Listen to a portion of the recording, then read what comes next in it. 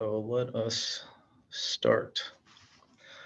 Hello, my name is Sean Sullivan. I'm a moderator today for the May 4th edition of the SIG CLI biweekly meeting. And we're going to get right into some announcements since we have quite a few of them. So Kubernetes 124 Stargazer has been released yesterday, the first release.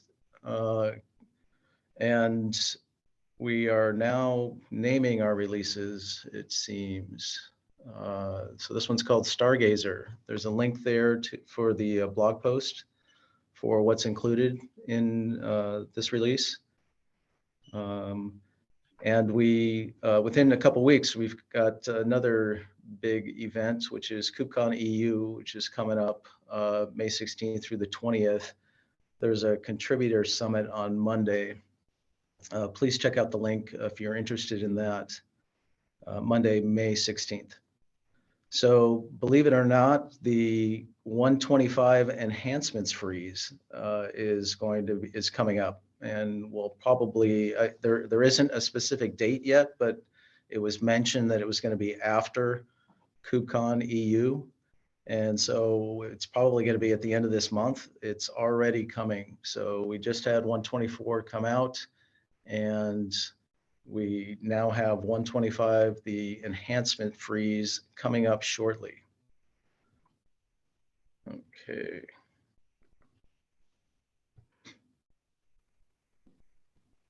Okay, so there's also a survey about the renaming of the Kubernetes master branch to main. There's a couple links there. Please check those out, including the related KEP.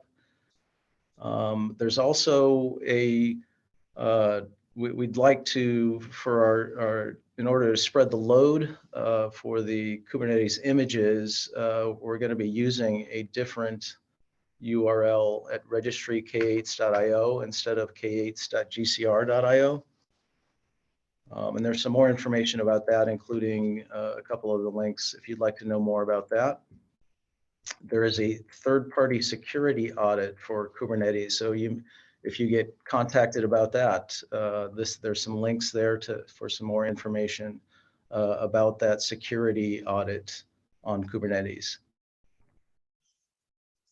Okay, does anyone else have anything else to add for any announcements? Is my speaker working? Oh yeah. Maybe worth mentioning that we will be presenting during KubeCon EU in 2 weeks. We have a session with Katrina, Eddie, and myself, where we'll be talking quickly about what we've done over the past couple of months in SIG CLI. I'll link the SCAD URL after I'm done talking. We will be talking about where we are, where we want to go. Anyone that is present during KubeCon is more than welcome to say hi or high five us. Great, that should be cool. Yeah, I'm sorry that I'm gonna miss that KubeCon. I hope you guys all have fun. Okay, so this is the part of our meeting where we'd like to find out more about our colleagues, if you're willing. So if you're willing and you haven't been to a SIG CLI meeting before, or it's been a long time, please introduce yourself. And again, this is completely voluntary. I can go first. My name is Vitaly Chupinin, and I've been using the Kubernetes and they customized especially for a while, for 2 years, and really excited. And there's some feature I would like to get, especially with the Helm chart, actually mature and kind of love to use it. And in general, love the Kubernetes, and they customize helps a lot to actually build a versatile deployments. Great, it's a pleasure to meet you. And there are some, or should be some, Kustomize experts here at the meeting today.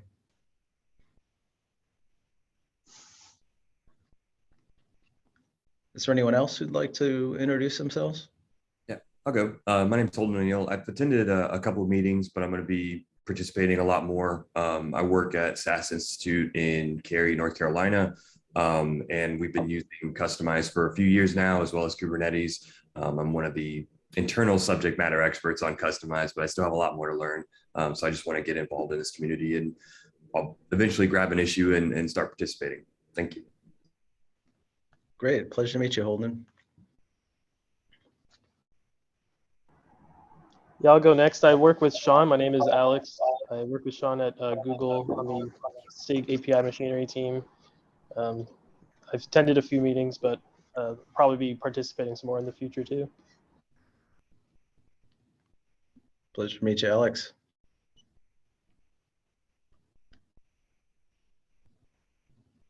Is there anyone else?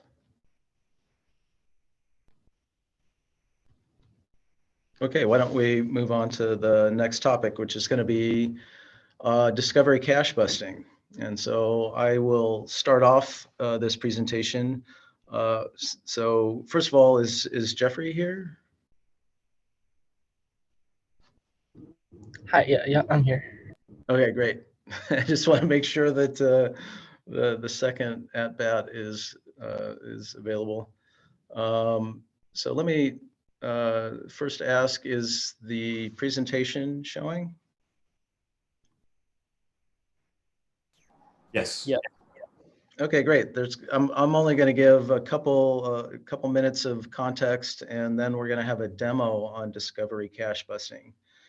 And so why don't we start off with what is discovery? So discovery is a dynamic mechanism clients use to find out which APIs the API server supports.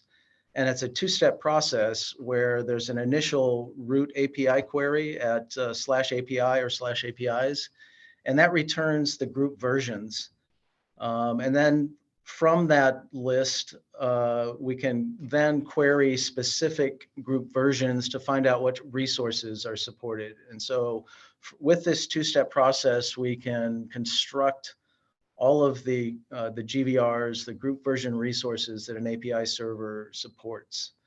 But this information can change. And when can this discovery information change? Well, probably most commonly it changes when CRDs are applied or deleted or updated. But it can also change when an API server is upgraded to the next version or downgraded, changed in any way. And finally, at least from my understanding, the APIs can change when an aggregated API server is added or removed. So what problem does cache busting solve? Well, the discovery information is cached. For kube control, we disk cache it. And for controllers, this information is cached in memory for most controllers. But there's no mechanism to signal to clients when the discovery information is out of date, when it has changed. And so the current solution, which is pretty inadequate, is that for some specific period of time, we then re-request the entire set of APIs.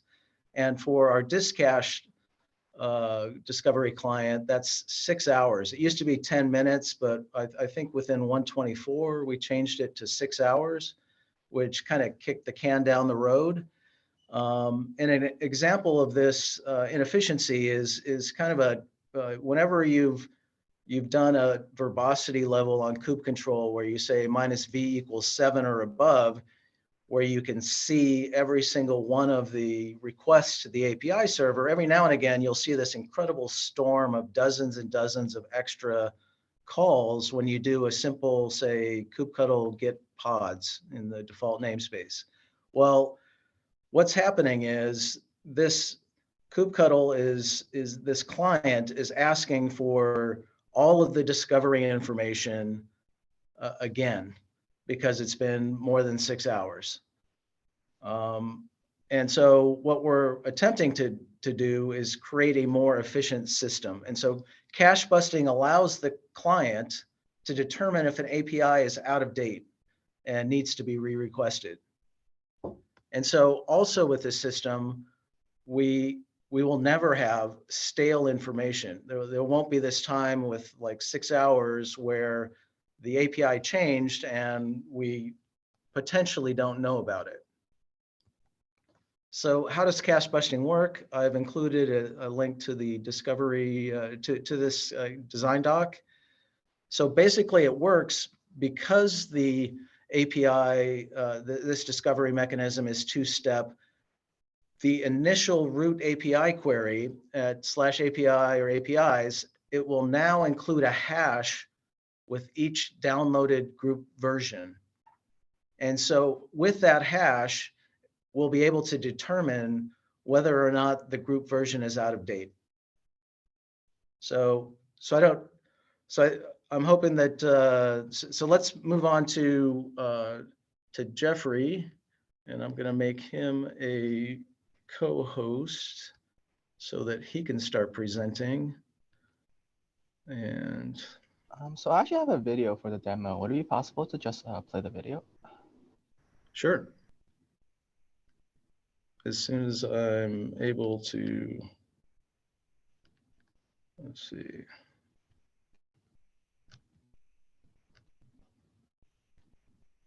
Okay, I need to make him a co-host.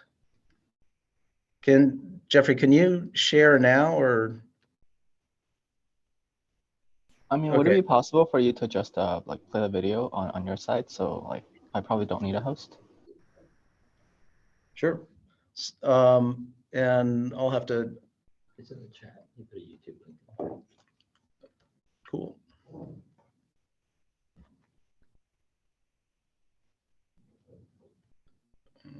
Says I'm leaving Zoom. Okay. So let's try, Jeffrey, if you don't mind, let's try you. I think that you're able to present now. Let's try that. I'm afraid to click on it. It says I'm going to leave Zoom and I don't want to drop the call. Or can we try that first? Yeah, sure.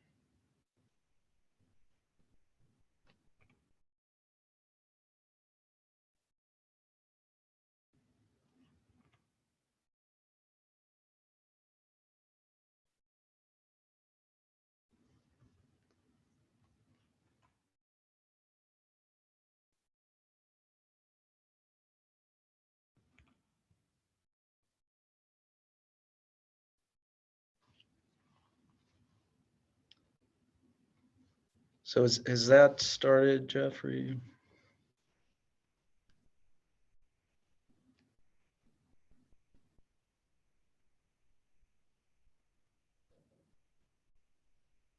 Okay, I'm gonna see if this works. If I've made some others co-hosts, so hopefully this won't drop the entire meeting. Let's see if I can. Hi everyone. I'm going to do a quick demo with and without discussing cache busting just to showcase the problem and also how we're kind of solve it.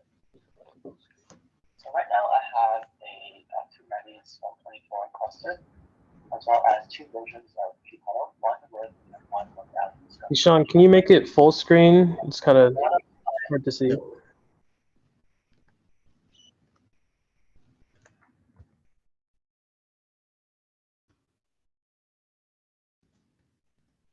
Carry the QB server logs just to show the only writing for the requests that hit the discovery endpoints, just to show how many requests a normal kubectl requests will send to the API server. On our kubectl, we'll need a quickly get command and let's say pods. And what we'll notice here is that we have a bunch of requests that kubectl sends to the API server. This is basically the discovery storm. Kubectl first needs to get the list of root versions from the API server, and then it would, for each root version, it would fetch the resources that are published at that particular root version endpoint.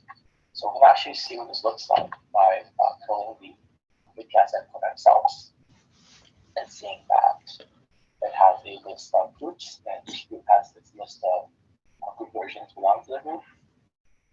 And kubectl basically takes these group version names and sends a request there to get the full list of resources published at that group version.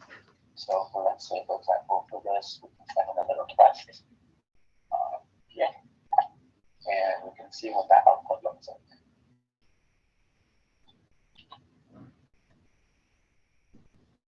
Now, this kind of, well, this discovery storm is pretty expensive. So we have our own cache for this. And essentially, let's say we close out of it. If we call this get multiple times, we won't have the discovery storm happening every time. The drawback of this caching mechanism is that we can't really update the cache without triggering this discovery storm again. And we have this storm basically set to trigger once every 6 hours because it is quite expensive. And what that means is that kubectl may have stale resources. To circumvent the fact that we might have stale resources, we have a little workaround where if kubectl requests a resource that does not exist or that kubectl does not currently know about, then it will attempt to perform the discovery storm just to see potentially like a new resource might have been created. And kubectl doesn't know about it until it fetches the discovery again. For example, we can get a resource called, let's say, contacts. This resource is not exists on the server, and we can see at the bottom that the discovery storm is triggered again. And we realize that, oh, we triggered it again, but we still don't have a resource contacts. If we attempt this operation again, the discovery storm will keep happening. And there's a lot of network requests. Obviously, the advantage of this is that if we actually apply contacts CRD,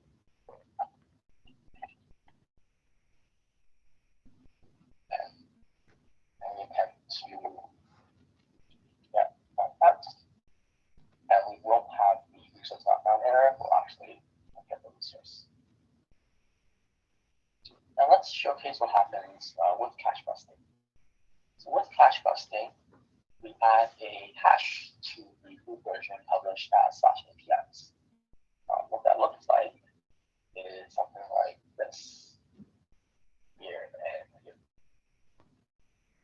And this hash is used in the request by kubectl to fetch the service resources. And we can just demonstrate what it looks like. Let's continue kubectl discovery cache parts.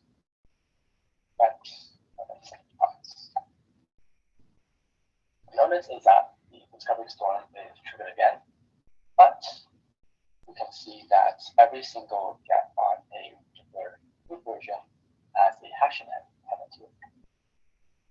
This is great because now, just based on the /APIs discovery endpoint, we're able to know whether the resource has changed based on its hash. And a single request to the root discovery endpoint /APIs is able to provide us information on all the group versions that have changed. Rather than before, we don't really know if the group version has changed unless we send a request to the corresponding group version endpoint. Now, these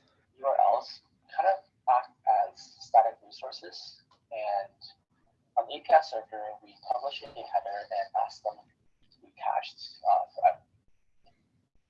The hash of these resources is computed based on the underlying content served at the URL. So the resources, in this case, the resources served by the root version, which means that if the contents of the root version has not changed, then the hash will remain the same. Now, let's try and do the same operation, except on, let's first delete CRV that's included. Now let's attempt to get.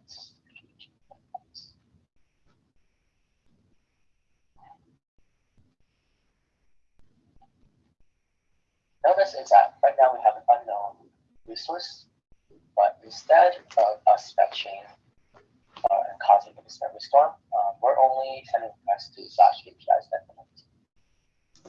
Now, the interesting thing to note here is that in the background, kubectl actually still attempts to perform the discovery storm, but because we provide the hash URL, our cache HTTP client will see that, oh, we really have a up-to-date version with a clear hash, so we can serve it directly from. And because also kubectl, the kube API server just indicates that these published sort of documents with hashes can be cached forever. Our cache HTTP client would just see the hashes match, and serve directly from our cache rather than issue a new request to the server. And let's say now we try to add security. And let's try to get GDPR. What we notice here is that we have additional requests to the stable.example.com/v1 endpoint. And this is actually the root version of the particular CRD. Make something like this.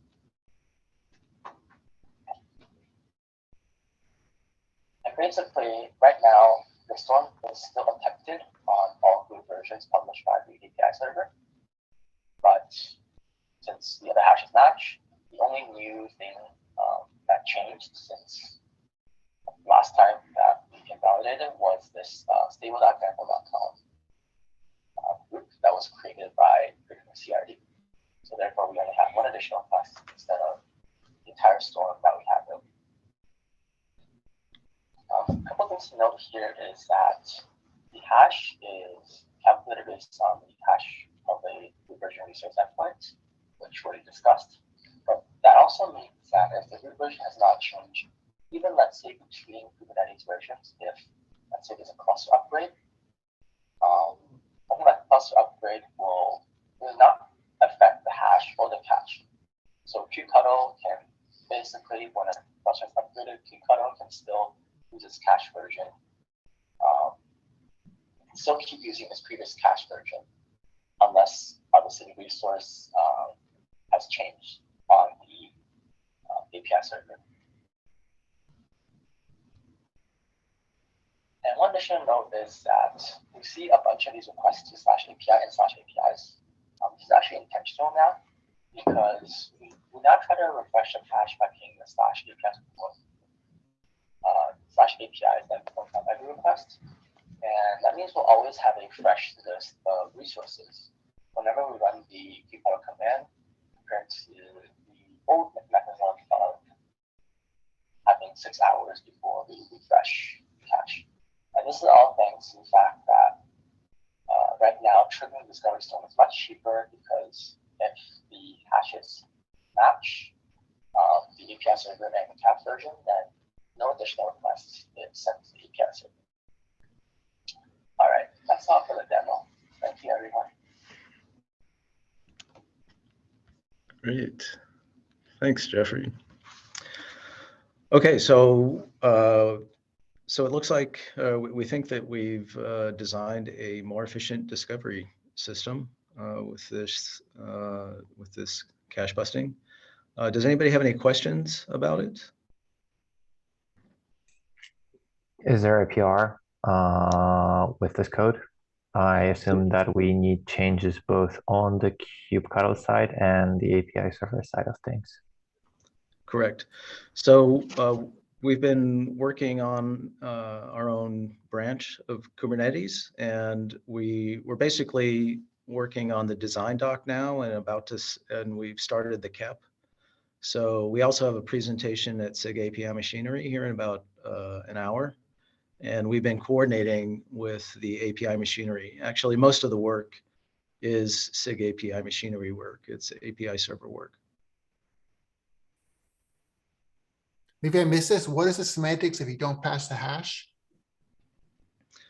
So that's what currently happens. There is no hash now, and so that's why our discovery system, occasionally you will see just these, dozens and dozens of calls if you have the correct verbosity level, and you'll actually see the queries to the API server.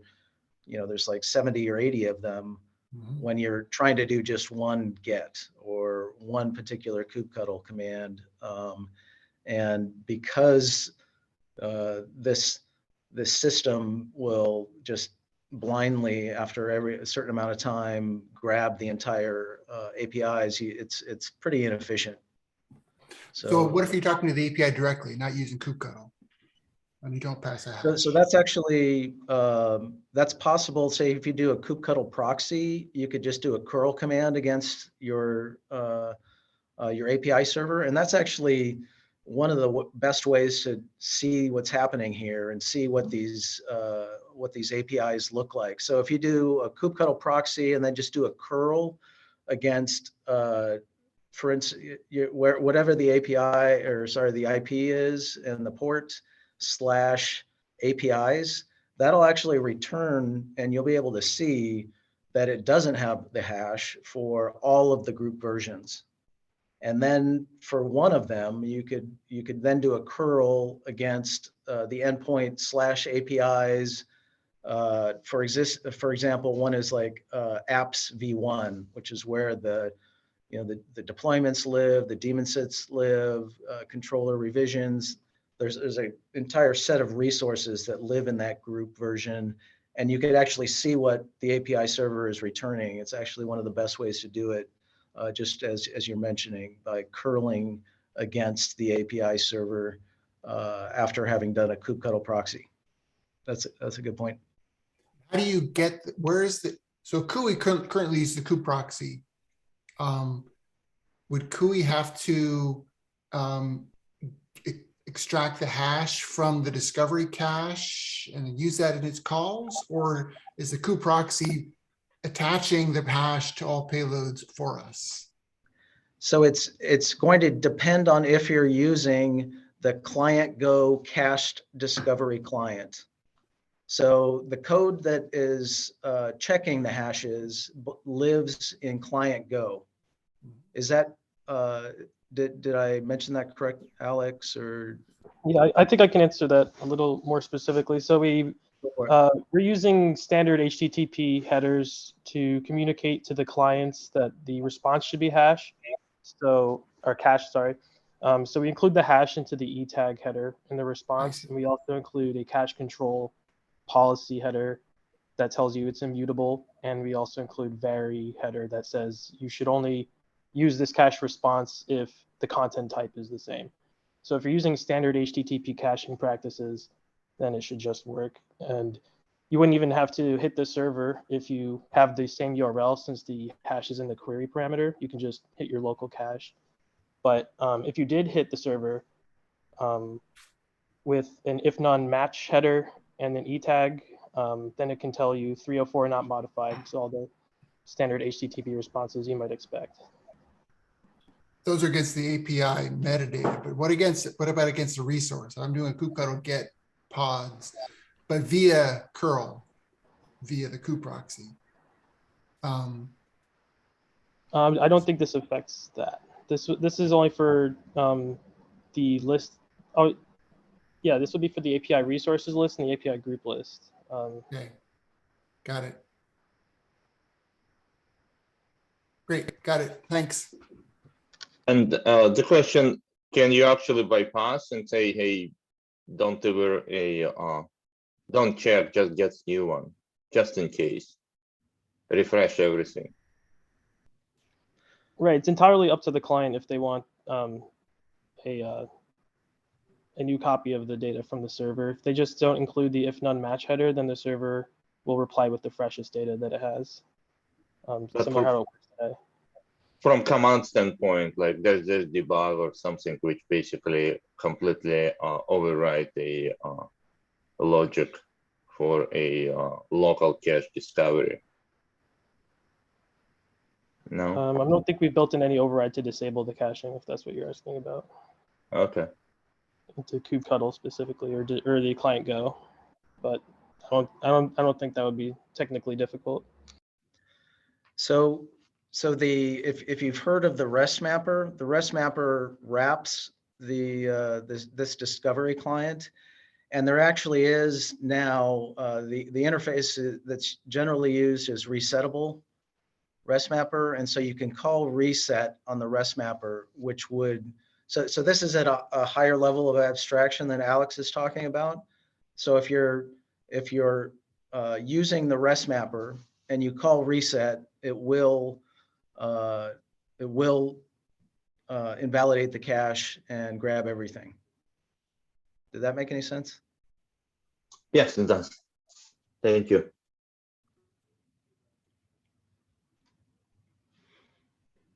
Cool. Well, I appreciate that, Jeff, for creating that. And so why don't we move on to the next topic, unless there's any more questions, unless we'd like to continue on the discovery cache busting. Are we okay to move to the next topic? Okay, great. Mike, would you like to talk about the OCI support? Yeah. Yes. Okay. Audio working because I'm using like the web Zoom. Yep. Cool. Thank you. Yeah. So thank you for giving me some time today, Sean. I've got a PR that is a solution for Helm chart inflator to handle OCI Helm chart registries. And there's a couple of discussion points that I just wanted to bring up and run it by Natasha and Katrina. So two things. I think this is requested by some folks via GitHub issues. Also,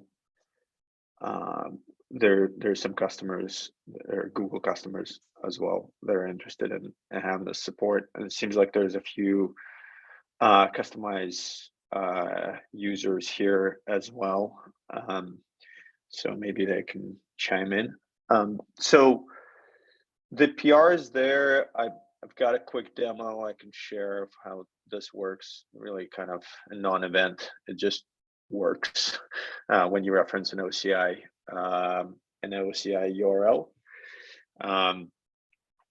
The PR is enhancing the built-in. I know that we're thinking, about you really kind of freezing the built-in enhancements. This one is a pretty marginal one. I'm happy to also port this to the function as well. So one point of discussion, and I guess I'd like to get a thumbs up that we are okay doing a marginal feature enhancement in the built-in. I think the whole total lines of code, I think, is like 5 or 6. So that's not a lot. So that's point of discussion number 1. And then the point of discussion number 2 is generally OCI repositories are secured with authentication. And that presents a little bit of a problem because, but I do have a solution for it.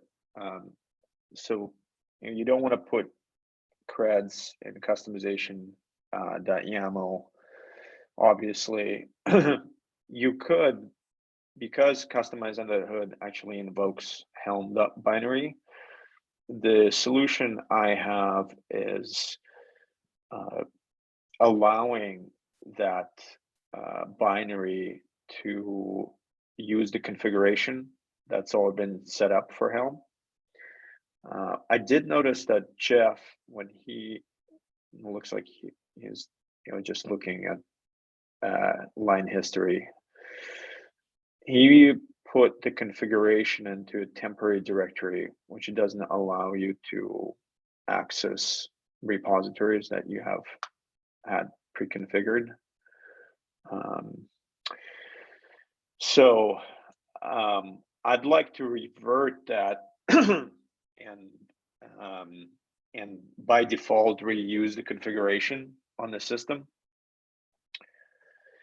Now, anytime you get access to something maybe you didn't have access to before, that's a bit of a security discussion. Seems safe to me because and I've also pinged people on Slack and the customized channel, didn't really hear anything back.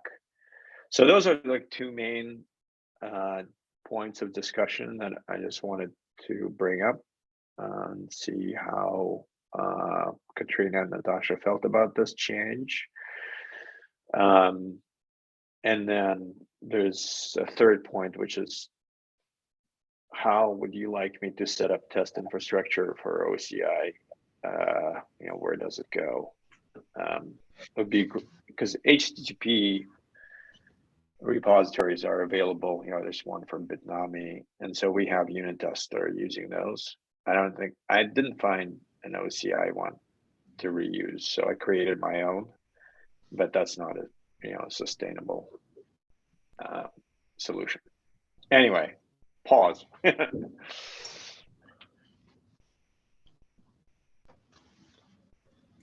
Natasha, did you want to comment on this one since you've been really championing the Helm stuff? Sure. So I guess to point number one, which is that this is a marginal change, I thought about that a little bit, and I think although on principle we're trying not to add a ton of features while we're migrating it, I'm okay with a very, very small change. This is like 2 lines of just string parsing. So I would be okay with that, but it sounds like it's going to be more than just that. It'll be like test infrastructure and changing how the authentication is implemented, like moving things out of the temp directory. Like, do you know how big that change would be, Mike? Yeah, it's all in the PR. So I guess I guess I could make a snarky remark, which is I don't really have to put the test infrastructure in there, but that would not. Or we could save the test infrastructure for the function. I think it's good. It's good to test this out, but it doesn't have to. It doesn't have to be added to this PR. I would disagree with that. Actually, we're doing a reliability focus in Kubernetes right now, including SIG CLI and customized specifically. So we're not accepting changes that can't be supported by tests at this time. Great. So we're on the same page then. Sounds like we should probably add tests. Let's just be super direct here. There's a lot of stuff around the Helm functionality that's not tested out at all. That's exactly why we can't accept more like that. Yeah. So yeah, I'm trying to be a good citizen and add testing here as well. So yeah, and that's part of the consideration as well, is if it requires a great deal of investment to make sure that nothing else is going to break when we change the code because it's under tested. If we have to invest in additional infrastructure, or if we have to make a lot of changes around another untested area, like if the part of auth that you're affecting isn't properly tested either, which sounds like it might not be because we're speculating about the effect of those environment variables, then that's another point of hesitance for me, given that we're trying to freeze this old implementation and make a more robust one in the new repo. So let me respond to that one real quick. I think the test infrastructure that I'm proposing, we will need that for the function as well. So the fact that we don't have an OCI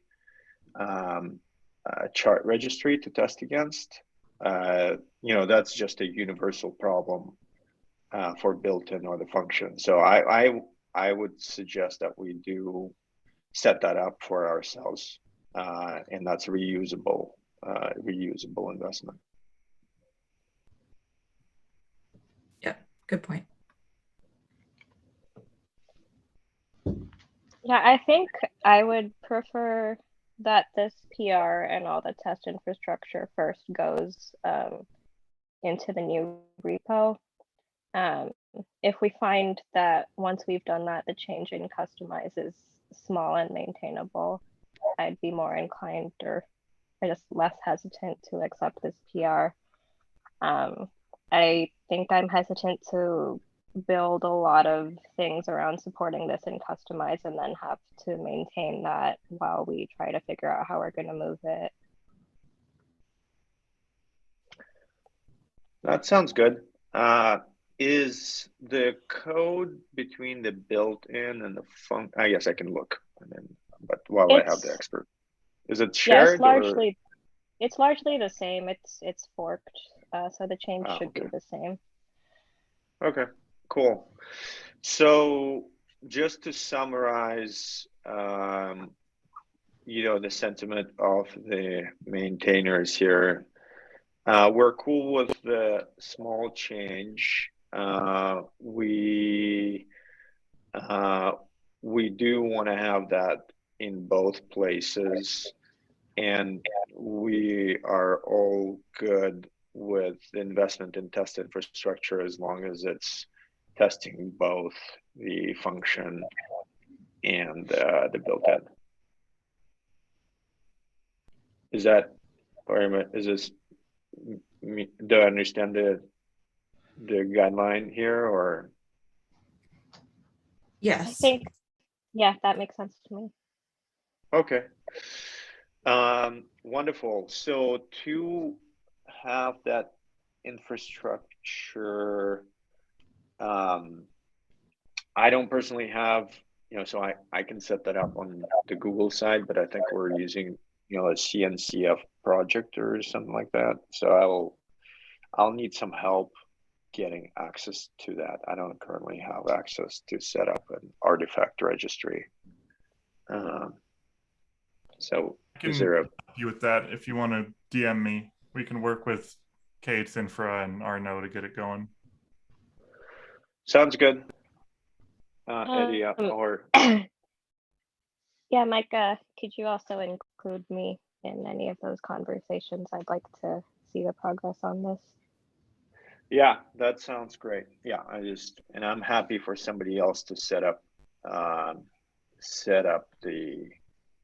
artifact registry and do all that. So cool. All right. Well, thank you for your help. This is great. Thanks, Mike. For working on that.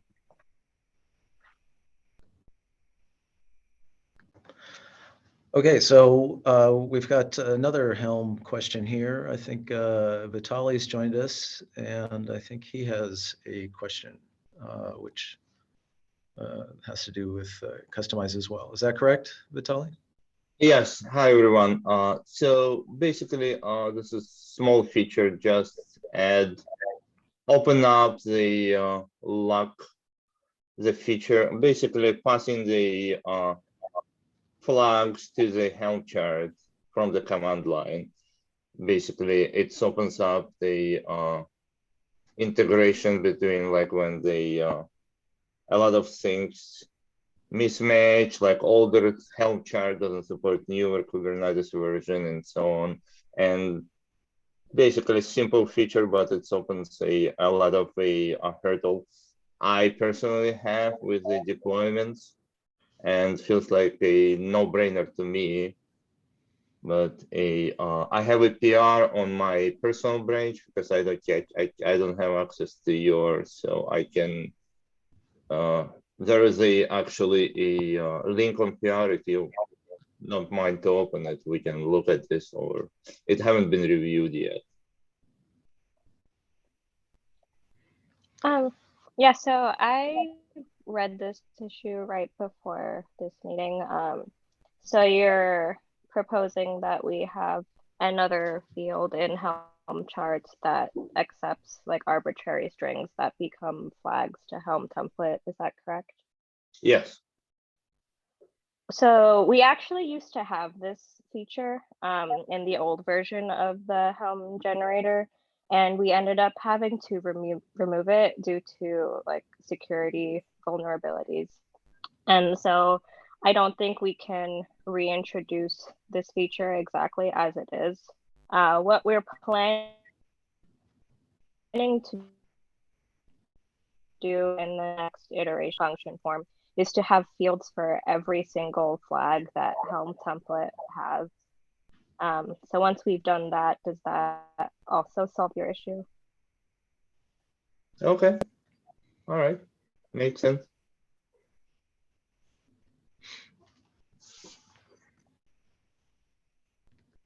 Okay, great. So is there any other questions or comments about that particular issue?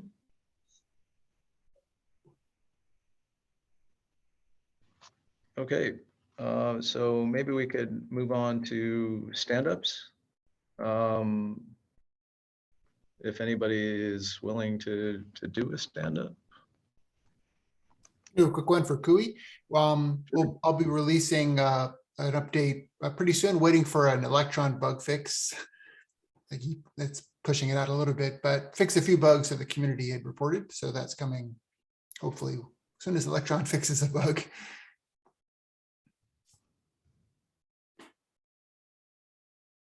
Just a quick update. That's all I got. Thanks, Nick. Do we have the date for 125 enhancement trees yet? I was curious about that myself, and the only thing I've seen is that it's going to be after KubeCon EU. Does anybody else have a specific date? I just pasted in the chat the release cycle GitHub page. I was okay, looking good. for this. So kept freeze is week 4, which is June. June, okay. So June 17th. Oh, okay, further back than I thought. 16th, it says. 16th? Oh, yeah, it depends. Yeah, 16th, it's basically 16th to 17th. Yeah. Okay, cool. So that brings us, let's see. So there's no meeting on the 18th because of KubeCon. So we have June 1st, June 15th. So we really should start cramming on KEP planning then and put some thought into it so we can hit June 1st with all the, here's what we really want to get done in approvals. That's a good point. Thanks, Eddie.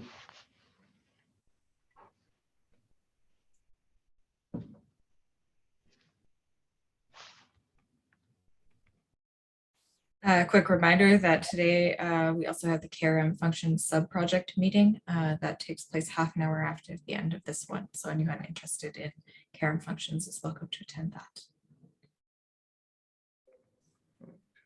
that. Katrina, how could I find a link to that meeting?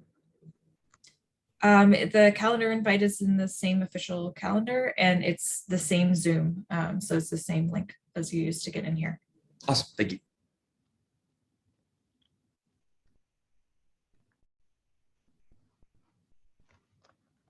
That's at 10:30, Katrina? Half an hour after the end of this, whatever that is in your time zone. Yeah. My chauvinist Pacific time zone, yeah.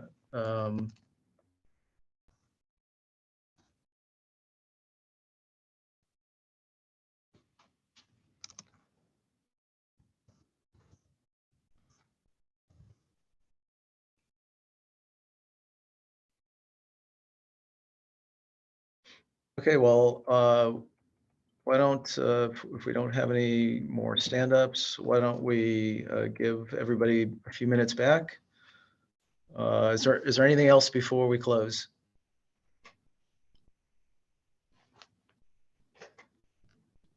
Okay, well, thanks for joining us.